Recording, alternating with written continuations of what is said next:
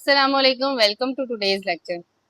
क्या आपने कभी सोचा है कि आपकी आईज का कलर, आपकी हाइट, आपका गुस्सा, ये सब कुछ कौन डिसाइड करता है? तो ये बेसिकली आपकी बॉडी के अंदर एक ऐसा सीक्रेट मास्टर प्लान या ऐसी एक रेसिपी बुक छुपी हुई है जो कि आपके पैदा होने से पहले ही डिसाइड हो जाती है, लिख दी जाती है।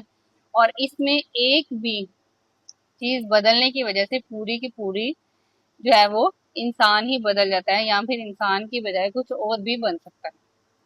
सो ये सुपर सीक्रेट बुक क्या कहलाती है आपके पास, या सुपर सीक्रेट मास्टर प्लान जो है वो आपके पास न्यूक्लिक एसिड कहलाता है। न्यूक्लिक एसिड बेसिकली है क्या? न्यूक्लिक एसिड एक polymer polymers of nucleotides. Nucleotides का पॉलीमर है जिसको हम क्या कहते हैं?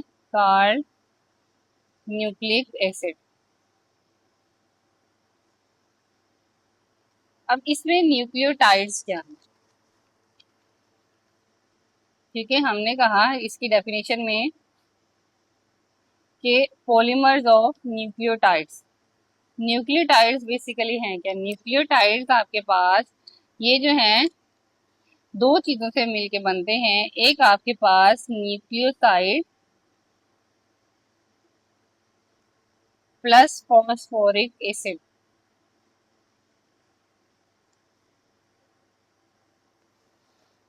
अब क्वेश्चन ये राइज होगा कि न्यूक्लियोसाइड्स क्या है?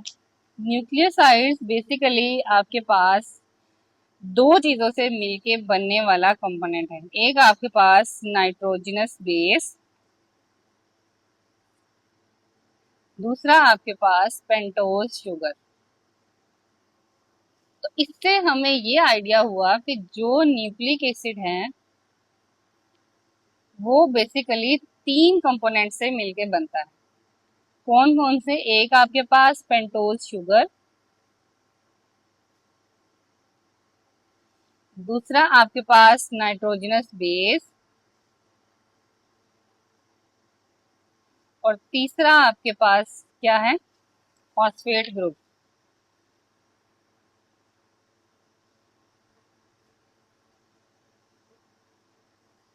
न्यूक्लिक एसिड बेसिकली है क्या? पॉलीमर है किसका? न्यूक्लियोटाइड्स का। छोटे छोटे न्यूक्लियोटाइड्स मिलके क्या बना रहे होते हैं? न्यूक्लिक एसिड बना रहे होते हैं। न्यूक्लियोटाइड्स क्या है? न्यूक्लियोटाइड्स बेसिकली दो कंपोनेंट से मिलके बनता है, एक न्यूक्लियोसाइड और एक फॉस्फोरिक एसिड। अब न्यूक्लियोसाइड क्या है? न्यूक्लियोसाइड दो कंपोनेंट्स से मिलके बनता है, एक नाइट्रोजनस बेस और एक pentose sugar.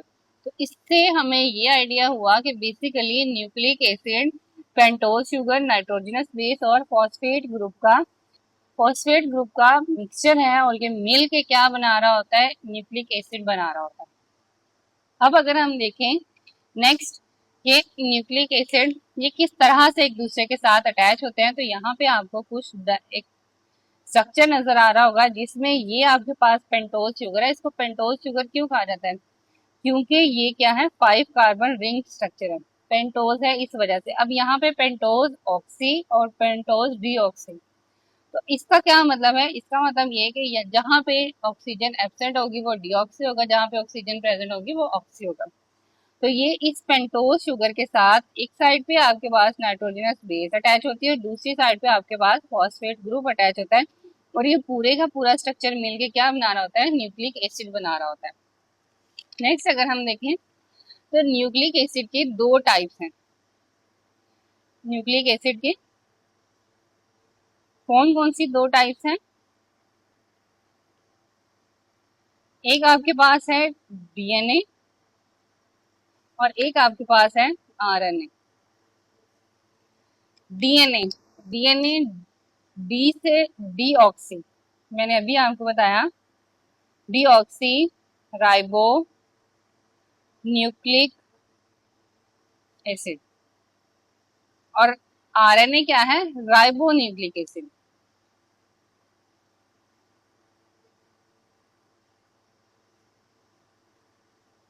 Deoxy ribo nucleic acid, आज हम डीएनए को कवर करेंगे। DNA deoxy ribo nucleic acid ये हमारे पास वही कंपोनेंट्स से मिलके बनता है। कौन कौन से? पेंटोज शुगर से,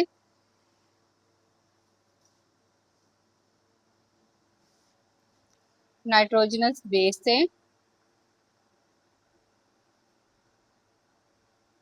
और हमारे पास फॉस्फेट ग्रुप से। ये मिलके आपके पास क्या बना रहे होते हैं, डीएनए। अब डीएनए को डीऑक्सी क्यों कहा जाता है? डीऑक्सी इस वजह से कहा जाता है कि जो हमारे पास पेंटोज शुगर होती है, जब मैंने आपको कार्बोहाइड्रेट पढ़ाया था वहां पे भी मैंने आपको बताया था कि डीएनए जो है वो बेसिकली क्या करता है कि वो किससे बना है, जो पेंटोज शुगर है कार्बन नंबर 2 पे वहां पे ऑक्सीजन जो है वो एब्सेंट हो जाती है, इसी वजह से इसको डीऑक्सी राइबो न्यूक्लिक एसिड कहा जाता है। तो ऑक्सीजन की एब्सेंस कहाँ पे होती है, कार्बन नंबर 2 पे, पेंटोज शुगर की कार्बन नंबर 2 पे। अब यहाँ पे ये आपके पास मिलके डीएनए का स्ट्रक्चर बनाते हैं, ये तीनों कंपोनेंट्स। इसमें डिफरेंट नाइट्रोजनस बेसिस होती हैं, और वो नाइट्रोजनस बेसिस कौन कौन सी होती हैं आपके पास? वो नाइट्रोजनस बेसिस में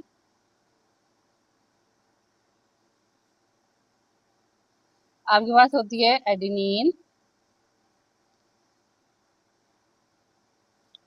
इसको ए से रिप्रेजेंट करते हैं, थायमीन, इसको टी से रिप्रेजेंट करते हैं, साइटोसिन, जिसको सी से रिप्रेजेंट किया जाता है, और ग्वानिन, जिसको जी से रिप्रेजेंट करते हैं।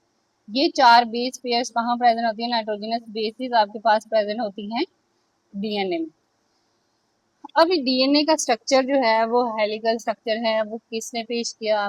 तो ये बेसिकली 1953 में दो scientist James Weston and Crick, Francis Crick ने एक मॉडल पेश किया था, और वो मॉडल जो है उसको उस मॉडल का आइडिया या उस मॉडल को पेश किया कि ये डीएनए जो है वो डबल हेलिकल स्ट्रक्चर है, और इस पे इनको नोबेल प्राइज भी मिला, और इस तरह से वहां से डिस्कवर हो गया किसका, डीएनए का स्ट्रक्चर। अब इस स्ट्रक्चर के मुताबिक डीएनए जो है वो एक हेलिकल स्ट्रक्चर बनाता है। Helical, double helical structure mean बिल्कुल वैसे जैसे कि हमारी सीढ़ियां होती हैं, और सीढ़ियों की दोनों साइड पे दो इस तरह से क्या होते हैं, स्ट्रैंड्स, और दरमियान में वो स्टेप्स होते हैं। तो बेसिकली वो जो स्ट्रैंड्स हैं वो आपके पास क्या है, वो फॉस्फेट और नाइट्रोजनस बेस के स्ट्रैंड हैं, और दरमियान में जो अटैच है वो नाइट्रोजनस बेस अटैच है, ऐसे। अब अगर हम इसके स्ट्रक्चर को फर्दर देखिए तो यहाँ पे आपके पास पेंटोज शुगर अटैच होगी, और उस पेंटोज शुगर के साथ फॉस्फेट ग्रुप अटैच है। इसी तरह से दूसरी पेंटोज शुगर होगी, और दूसरी पेंटोज शुगर के साथ यहाँ पे फॉस्फेट ग्रुप अटैच होगा, और ये फॉस्फेट ग्रुप ही आपस में लिंक्ड होके एक स्ट्रैंड बना रहे होते हैं।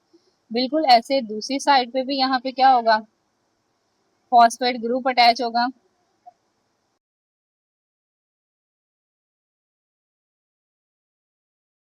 इस तरह से ये दोनों स्ट्रैंड बनेंगे। अब यहाँ पे ये जो स्ट्रैंड्स बनेंगे, इसमें आपके पास यहाँ पे जो अटैच होगी बेस,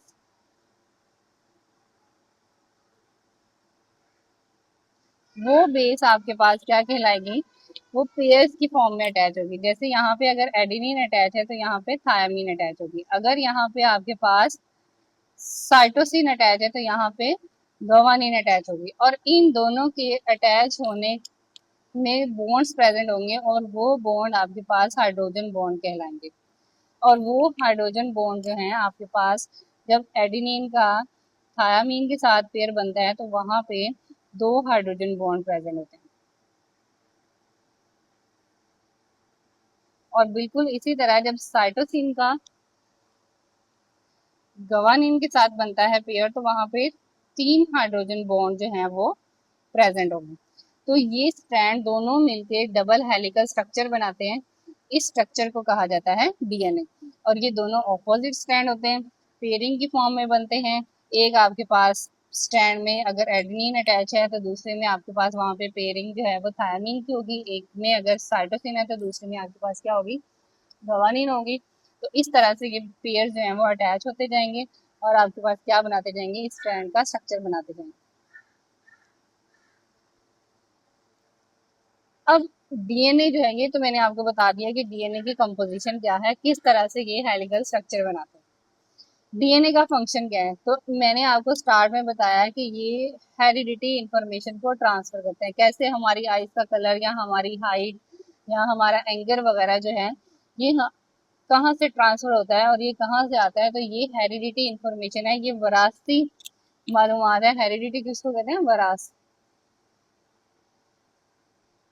वरासती इंफॉर्मेशन है जो कि हमें न्यूक्लियोटाइड्स के सीक्वेंस से मिलके बनी हुई होती है और ये ट्रांसफर होती है from one generation to another generation.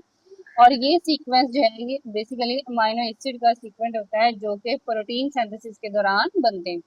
अब अगर एक सेगमेंट में डीएनए, एक सेगमेंट में वहां पे न्यूक्लियोटाइड्स का सीक्वेंस हो और जो प्रोटीन की सिंथेसिस को डिटरमाइन करे, वो आपके पास क्या कहलाता है? वन जीन कहलाता है।